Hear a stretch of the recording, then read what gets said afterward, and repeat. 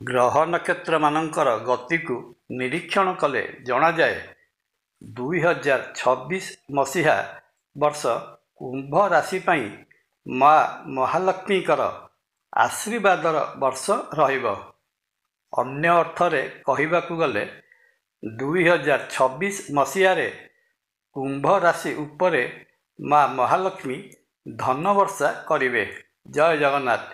ନମସ୍କାର, ମୁଁ ତପନ ଡାଇଜେଷ୍ଟକୁ ଆପଣଙ୍କୁ ସ୍ୱାଗତ।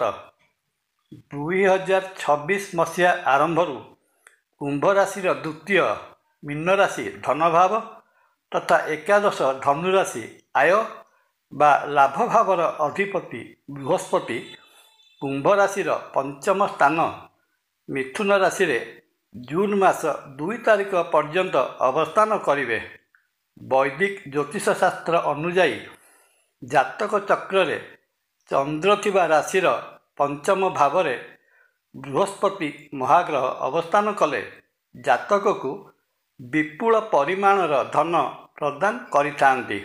ତେଣୁ ଏହି ସମୟରେ ଧନକାରକ ଗ୍ରହ ବୃହସ୍ପତି କୁମ୍ଭ ରାଶି ଜାତ ବ୍ୟକ୍ତିଙ୍କୁ ବିଭିନ୍ନ ଉପାୟରେ ଓ ବିଭିନ୍ନ ସୂତ୍ରରୁ ପ୍ରଚୁର ଧନ ଉପାର୍ଜନ କରାଇବେ।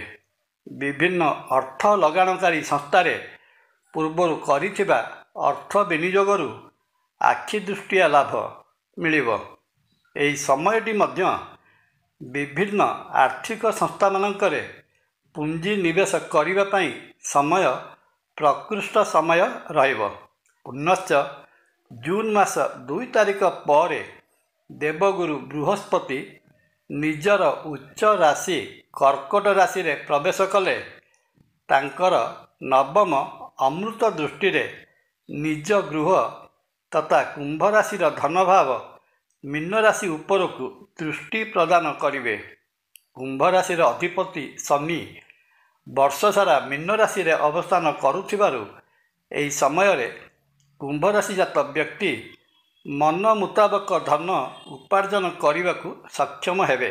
କିନ୍ତୁ 2026 ମସିହା ବର୍ଷ ସାରା ଅନପ୍ରେଡିକ୍ଟିଭ୍ ଗ୍ରହ ରାହୁ କୁମ୍ଭ ରାଶିର ଦ୍ୱାଦଶ ବା ବ୍ୟୟ ଭାବରେ ଅବସ୍ଥାନ କରୁଥିବାରୁ ଖର୍ଚ୍ଚର ପରିମାଣ ବହୁ ପରିମାଣରେ ବଢ଼ାଇ ଦେବେ।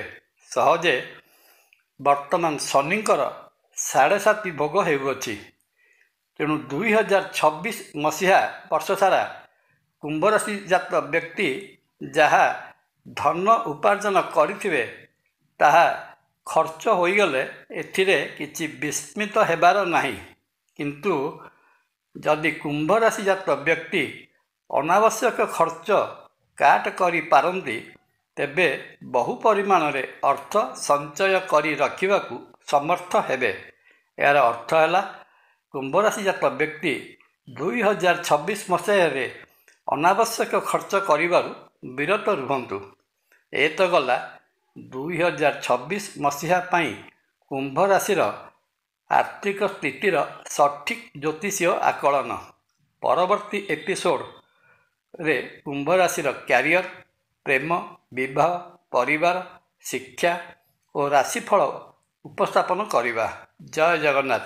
ଭିଡ଼ିଓ ଭଲ ଲାଗିଲେ ଲାଇକ୍, କମେଣ୍ଟ, ସବସ୍କ୍ରାଇବ୍ ଓ ସେୟାର କରିବା ପାଇଁ ଅନୁରୋଧ। ନମସ୍କାର। ତପନ।